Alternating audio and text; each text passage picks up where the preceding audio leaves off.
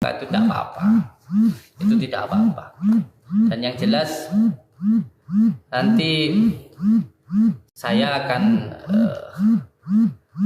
meminta pembuktian bukan hanya di konten tetapi langsung di pengadilan, sebab saya sudah menyampaikan beberapa kali untuk bertemu dengan saya baik di Padepokan maupun di luar Padepokan, tetapi saya tidak ditanggapi, dan lebih jelasnya sudah menggiring opini sesuatu hal yang menurut saya ya yang belum tentu nyatanya.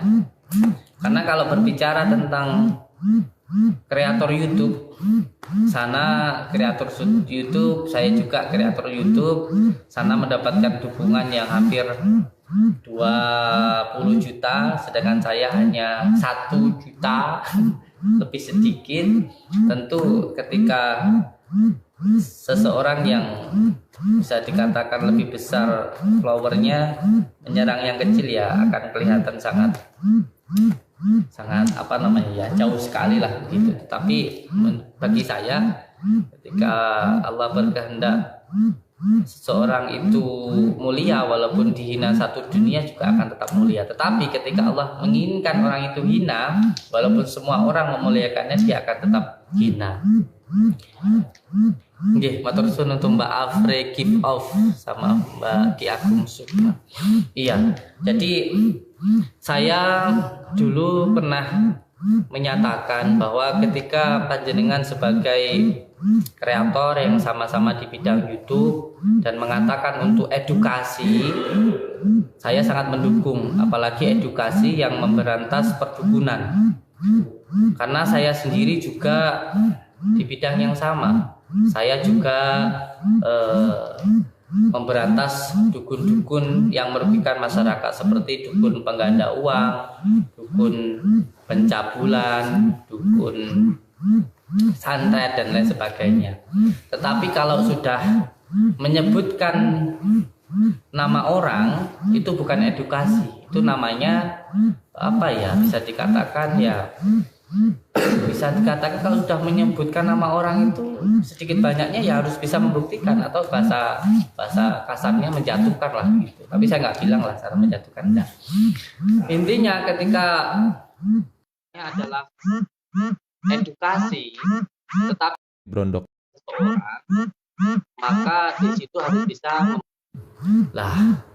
Kalau mengatakan saya melakukan penipuan, maka orang itu harus bisa membuktikan siapa yang saya tipu, terus korbannya siapa, terus alat buktinya mana, kan begitu. Sebab saya sana yang menuduh. Saya tidak pernah sekalipun menyebutkan nama siapapun di channel saya. Saya tidak pernah mengenal sana dan lain sebagainya.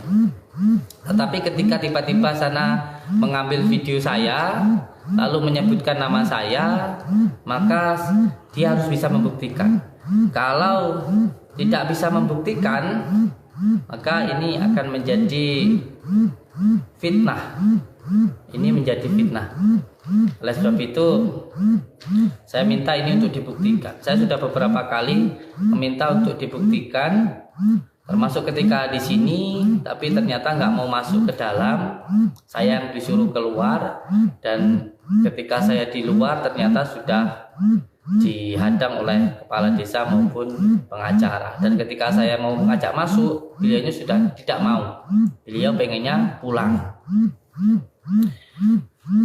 Bayangkan bila panjenengan, ini YouTube-nya lucu amat, ini TikTok-nya saya. Coba kamu sama di sini, Mas Dia, panjenengan di sini, terus dilihat ada apa di ini saya muncul gambar-gambar gitu. Oh, itu di Sawer. Oh, di Sawer. Bukan ya, tadi di YouTube saya ada topi. Ada topi ya, di Sawer. Oh, saya di Sawer. Matur suwun. Barakallah. Iya, begini sayang.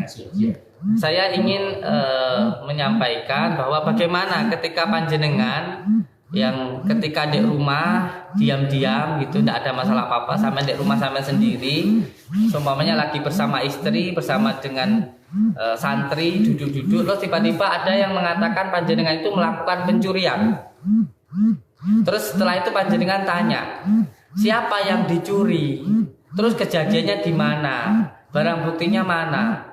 Lalu tiba-tiba orang itu tidak bisa membuktikan.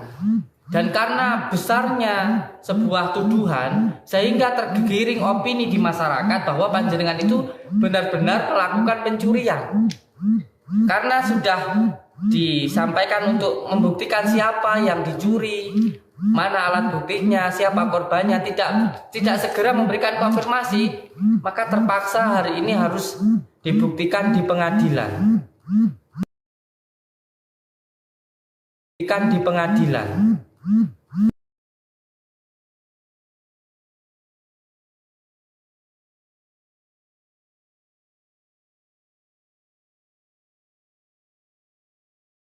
Smoker. Kita di rumah bersama dengan santri nggak tahu apa-apa gitu. Terus tiba-tiba dituduh mencuri gitu. Terus yang dicuri siapa? Mana barang buktinya? Ini luar biasanya media sosial. Inilah luar biasanya media sosial. Apalagi ketika yang di media sosial itu adalah orang besar. Ya kalau saya kan orang kampung ya. Saya orang kampung, pemulung rosok. Saya bukan kiai, saya bukan ulama, saya hanya pemulung rosok, hanya seorang kreator YouTube kecil. Lalu berlawanan dengan YouTube yang besar, didukung dengan subscribernya yang puluhan juta. Ya tentunya nggak sebanding, tetapi buat saya no problem lah, tidak masalah buat itu. Malah ketika kita tidak pernah menyebutkan nama orang, lalu orang itu menyebutkan nama kita, berarti kita ada di depannya. Kalau ada orang yang ngomongin kita, pasti orang itu di belakang kita, kan begitu ya. Nggak mungkin orang itu ngomongin kita kalau dia ada di depan kita, berarti saya di atasnya. Ya, barakallah.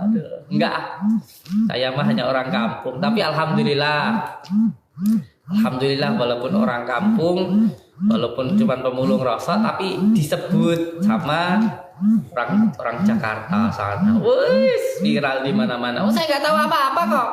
Kalau saya dikatakan nipu, siapa yang saya tipu gitu loh. Siapa yang saya tipu, siapa gitu loh. Terus alat buktinya mana gitu, terus siapa gitu loh. Saya pengen tahu gitu loh. Saya cuma pengen tahu itu aja sudah gitu loh. Maka di pengadilan nanti saya cuma pengen tahu siapa yang saya tipu, mana alat buktinya. Itu aja sudah selesai, enggak apa-apa. Santai saja gitu loh ya. Kalau saya itu, saya itu awalnya orang nggak punya kok. Lahir juga nggak bawa apa-apa. Kalaupun pada akhirnya saya harus masuk penjara, saya nggak punya apa-apa, demi Allah, tidak masalah buat saya. Demi Allah tidak apa-apa, biasa saja. Kita itu di pesantren sudah biasa lah, hidup sengsara itu sudah biasa. Jadi nggak apa-apa. Kenapa kemarin-kemarin saya hanya menanggapi ayo ketemu dan lain sebagainya, tetapi karena tidak ditanggapi dan sudah menjadi sebuah opini yang luar biasa di masyarakat, maka terpaksa saya harus melaporkan ke Polda supaya nanti ada pembuktiannya di Polda. Bukan hanya sekedar tutup channel sayang, bukan hanya sekedar tutup channel, tapi yang salah harus masuk penjara, harus bertanggung jawab dengan apa yang dia lakukan. Siapa yang menuduh, maka dia harus bisa membuktikan. Dan dampaknya dari apa yang terjadi itu luar biasa. Salah satunya pengobatan secara alternatif juga dilindungi oleh undang-undang. Sampai pada akhirnya disuruh untuk berhenti dulu. Lalu orang-orang yang berobat yang harusnya bisa berobat jalan tidak bisa berobat jalan. Nah ini yang bertanggung jawab siapa? Tentu ini ada sebab musababnya. Sebab itu ini nanti pun juga akan menjadi persoalan di dalam persidangan. Jadi siapa yang menuduh maka harus bisa membuktikan. Dan besok sore saya insya Allah apabila masih diberikan umur oleh Allah, saya akan berangkat ke Jakarta. Mohon doanya untuk semua saudara-saudaraku dimanapun berada. Yang terpenting untuk subscriber lover saya, walaupun hanya kecil, hanya 1 berbanding 20, 1/30. Tapi saya harapkan jangan sampai ada yang membalas cacian, karena